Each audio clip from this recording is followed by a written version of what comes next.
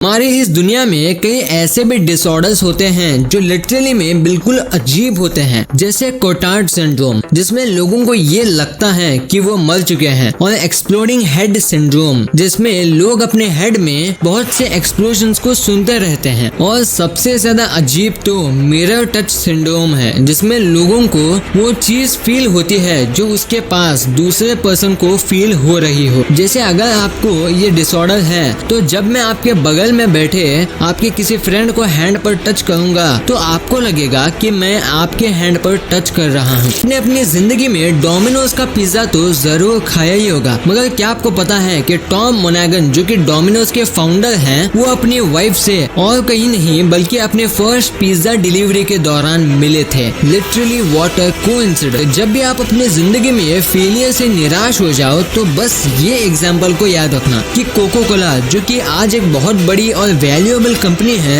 उसने अपने पहले साल में बस कोको कोला की 25 बोतलें ही बेच पाए थे। इसलिए अपनी जिंदगी में आपको अपने फेलियर से डरना नहीं चाहिए, बल्कि आपको ट्राई करते रहना चाहिए। अगर आप लग्जूरियस वॉचेस के दीवाने होंगे तो आपने रोलेक्स कंपनी के बारे में तो जरूर सुना ही होगा, जो कि one of the best and luxurious watches को बनाती है। मगर आप ये जानकर हैरान हो जाओगे कि ये कंपनी एक नॉन प्रॉफिटेबल चैरिटी ट्रस्ट के द्वारा चलाई जाती है, और ये अपने प्रॉफिट का 90% हिस्सा चैरिटी में डोनेट कर देती है। दरअसल इस कंपनी के फाउंडर थे हैंस विल्डॉर्फ, जो कि एक अनाथ बच्चे थे, और वो बचपन से ही उस सोसाइटी के प्रॉब्लम को जानते थे जहां बच्चों की केयर करने के लिए बहुत कम ही लोग अपना योगदान दिया करते हैं। एलन मस्क अपने क्रेजी आइडियाज के लिए पूरी दुनिया में जाने जाते हैं, और उनका एक ऐसा ही crazy idea attacking Mars with nuclear weapon है। ये अजीब आइडिया उनके दिमाग में इसलिए आया क्योंकि अभी मार्स के सरफेस का टेम्परेचर -60 डिग्री सेल्सियस है, जो कि ह्यूमन के रहने के लिए बिल्कुल सूटेबल नहीं है। पर जब इस पर न्यूक्लियर वेपन से अटैक होगा तब मार्स के सरफेस में ट्रैप्ड कार्बन डाइऑक्साइड बाहर निकल जाएगा, जिस वजह से मार्स भी ह्यूमन के लिए रहने के लिए एक नया प्लेनेट बन सकता है।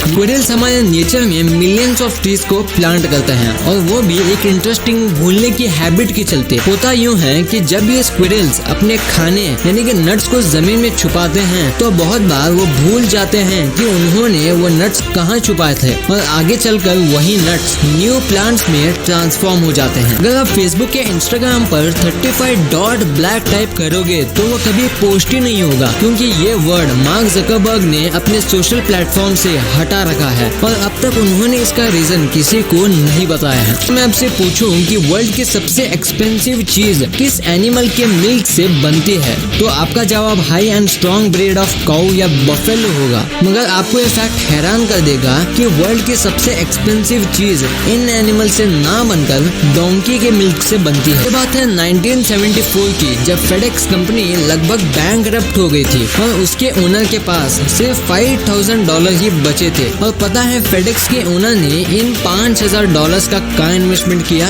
वो जगह थी गैम्बलिंग, जो कि लॉस वेगस में हो रही थी, और लकीली उन्होंने उन $5,000 को $32,000 में गैम्बलिंग के मदद से कन्वर्ट कर लिया, जिससे वो बैंकरप्ट से तो बचे गए थे, साथ ही आज उन्होंने $5,000 से ही $50 बिलियन की फेडेक्स कंपनी बना दी है, जिसमें 4 लाख से भी ज्यादा लोग काम करते हैं। अगर आप सुपर कार्स में दिलचस्पी रखते होंगे तो आप ऑडी जैसी सुपर कंपनी को जरूर जानते ही होंगे। पर क्या आपने कभी इमेजिन किया है कि आखिर ऑडी कंपनी अपने लोगों के लिए इन 4 रिंग्स का ही यूज क्यों करती है? एक्चुअली इसके पीछे एक बहुत बड़ा और इंटरेस्टिंग रीजन है। ऑडी को ये लोगो तब मिला जब 1932 में एक ऑटो यूनियन बना, जिसमें 4 कंपनीज शामिल थी, ऑडी, DWK, हॉर्च और वैंडरल, और इन्हीं 4 कंपनीज को ऑडी के 4 रिंग्स रिप्रेजेंट करते हैं। और अभी के टाइम में इस ऑटो यूनियन को फोक्सवैगन ओन करती है, जो बुगाटी, लैम्बोर्गिनी और डुकाटी जैसे और बहुत सी कंपनीज को भी ओन करती है। वीडियो अच्छी लगी तो इस वीडियो को लाइक कर